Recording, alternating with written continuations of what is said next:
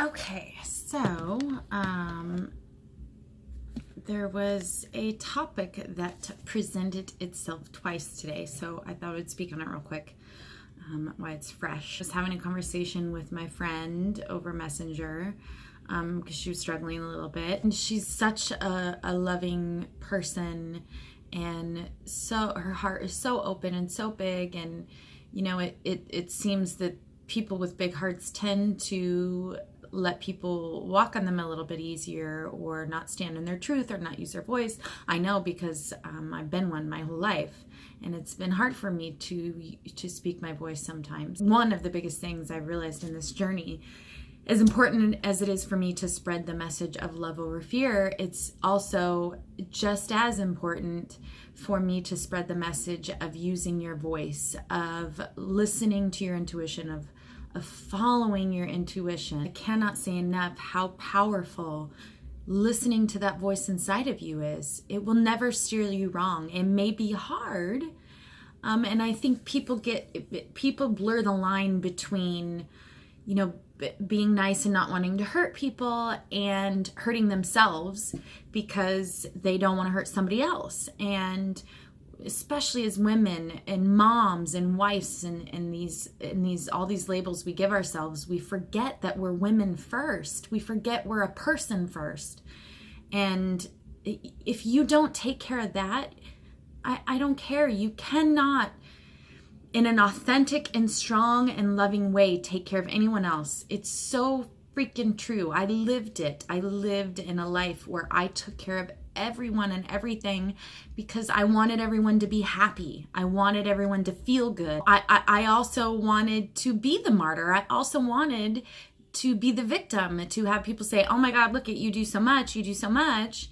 And it was easier for me to do that than to stick up for myself and sometimes say no, or sometimes, not bury myself in taking care of everybody else, because that's exactly what I did. And I am not a victim in that. I chose that. That's nobody else's fault but my own. And it wasn't until going down this journey and really living in my truth and going through some hard times that I realized how much stock we should be putting in that. On top of that, with her, then Scott came home and he had lunch with an old friend of his. His journey and my journey are so similar, and that we both had to leave environments we were in for ourselves. We found each other, and we both had to go through similar struggles as far as, people thinking whatever they think about us, that, we joined a cult, or that we, whatever it may be. But his friend made a comment, something along the lines of, everybody loved you and felt loved by you, and then you left and you took that away from them. And immediately my first thought was, how crazy is that they have to depend on him for their happiness, and they would rather have him stay in a situation where he's dying inside so they can be happy. And I think that because I know that for me as well. That, I heard comments to me months after I left, well, everyone had so much respect for you and you just left them. And it becomes about how dare I do something for myself over their happiness. It's a cliche, but people who depend on other people for their happiness will never be happy. So you take him away, guess what? They're going to cling to someone else or something else for their happiness, and then that person will leave. And then it's something else, and then it's something else, never finding that inner happiness within them. Am I perfect in that? No. Do I still struggle with that? Yes, all the time. And I try to stay as conscious and aware of that as I can. Yes, there's a difference between being kind and loving and being there for people. Absolutely. That is how I think you do that in a more authentic way. I think by taking care of yourself and choosing yourself first, you really are able to choose others more in a more authentic way, not out of fear because you're afraid of what people might think, or you're afraid of hurting people, or you're being a martyr. I think that is a very inauthentic way, as opposed to if you're standing in your strength and you're standing in your love for yourself, you can give that love out 10 times more because you have it to give. Just wanted to share that today, that was really clear to me. That was something, the universe or whatever really, I guess, wanted me to see today is, it really is okay, especially you women out there and moms and wives and sisters and, all those labels that you have to live by every day. Remember, your first label is as a woman, and, take care of yourself. Do nice things for yourself. Don't feel guilty about doing nice things for yourself. Learn to say no sometimes. You would be amazed at how much more centered and focused and present you are when you take that time for yourself. So, M's little lesson for the day on day 24, I believe. I believe we're on day 24. Wow, day 24? Day 25. Holy shit. 25 days already. However it may seem to anyone who's out there on the other side watching this, obviously I've gotten a bit more comfortable now 25 days in, but I really am not. It is very foreign and awkward for me to be directly in front of the camera talking. I don't like it. Growing up, I was really good in groups of people, smaller groups of people. If we were all standing or sitting in a group talking, I'm not shy at all. But the second that all the attention was on me, if I had to stand up and talk in front of a group, or even if the group got silent and I had to say something, even introducing myself in groups, I tend to really clam up and I get really uncomfortable, and I can feel my face on fire and I stumble my words, and I'm not conscious at all. This has been a process for me 25 days in. So yeah, day 25, and I got up at 6 and did a meditation with a group called Co-Heal International.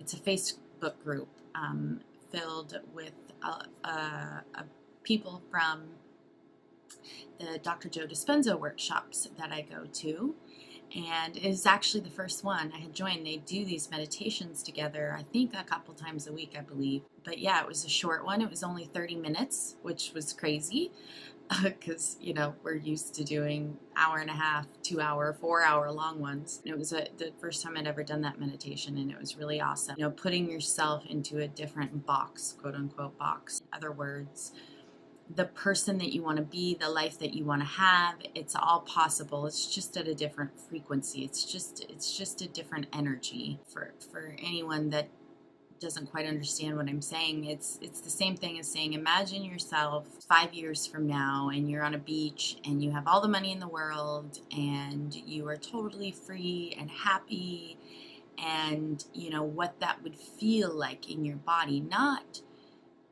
imagining, like seeing it in your head, but what it would actually feel like to be in that moment. Put yourself in that moment. Obviously, if you have been following me or, any kind of spiritual teacher or quantum physics or anything like that, then, you would know by now that's how I live my life. It's just all energy and frequency, and, anything and everything is possible in any given moment. Warning, I'm going to get a little weird on you for people who may be watching this that don't quite follow this work. I'm going to get even weirder on you. So I had an amazing meditation yesterday morning. A thought came in, or a download, or whatever idea popped into my head, which actually it had the night before, but it did it again in yesterday's morning meditation. The night before, Scott and I were laying in bed watching.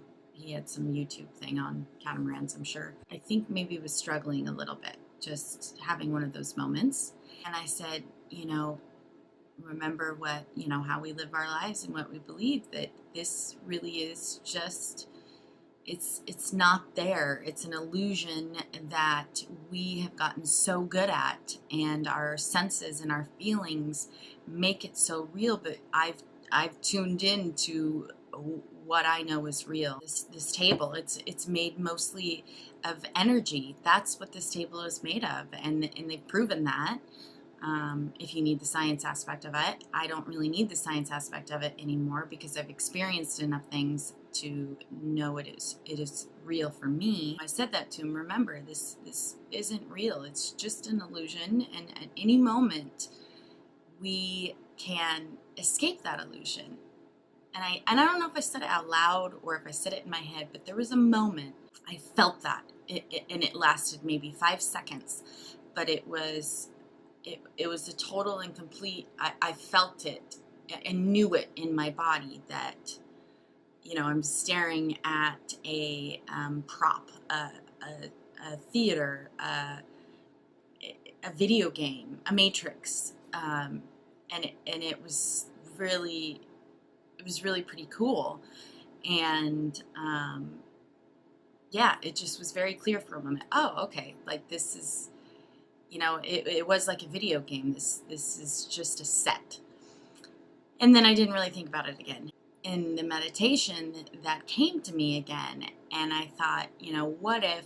Wow, this video is way longer than I wanted. What if at any moment, we get so good that we don't need the music, we don't need to calm our minds, it's at the snap of the fingers, we can go into 5D and be there fully, and you can stay there for as long as you want, and there's no time, so it's no time, you're just there for how you're just there, and then you want to come back, you snap your fingers because you want to feel your warm, comfy bed, and you snap your fingers and you're back in your bed.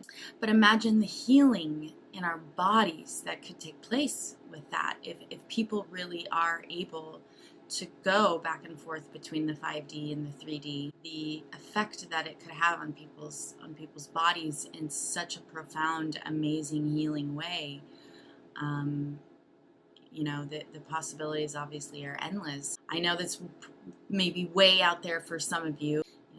I've vowed to be vulnerable, unfortunately, and real. And for me, it's exciting. It's exciting because I have felt and been in what I call 5D, which is, some call the quantum field, some call, whatever name suits them in their world. I have felt that, and I have been there, and it's the most indescribable, incredible, amazing, loving, profound place I've ever been. Even in the last couple meditations in the last couple days, they have just been amazing and intense, and I can feel my body like disintegrating in it. It's a totally new thing for me, and it sounds bad, but it's amazing. It's the most amazing feeling. And I'm starting to assume maybe it's me trying to go out of my body, to have an out-of-body experience. And obviously there's some fear that's holding me back. I think that could be what's happening. I don't know. I don't want to try to analyze it. I'm just enjoying it, and seeing where it takes me, and just continuing to surrender into this new thing that's happening, which is crazy and awesome. Anyways, day 25, as I stare out the window, maybe I'm reminded of one other thing I wanted to say. So before I went to bed and talked to my daughter on the phone last night, we have our regular morning when she gets home from school and night, 3 times a day, if not more, every day, every single day. She was sad last night, and she didn't know why. She's so in tune to this stuff. She said, I don't know why I'm sad. I just feel sad. And, I said, that's okay. You let yourself go. You cry if you want to cry. You don't always have to know why you're crying. Your body's just trying to release something, so let it release. You're going to wake up and it's going to be sunny. The sun's going to be out because she loves the sun. I told her the sun's going to be out, and you're going to feel so good and so happy because, it's a sunny day. I woke up at 6 this morning to get up and do the meditation. And afterwards, I was kind of jacked up and excited. And, I had just totally gone into my future and came back. And, you don't just go back to sleep after that. So I was just laying there thinking, and I look out and the sun's coming out, and it's beautiful. It's blue sky. The sun is out. I did it for me, so we will see if I am that good to where it's going to show up for her too. So I just thought that was sweet. That makes me feel like I'm with her. So anyways, wowza, day 25.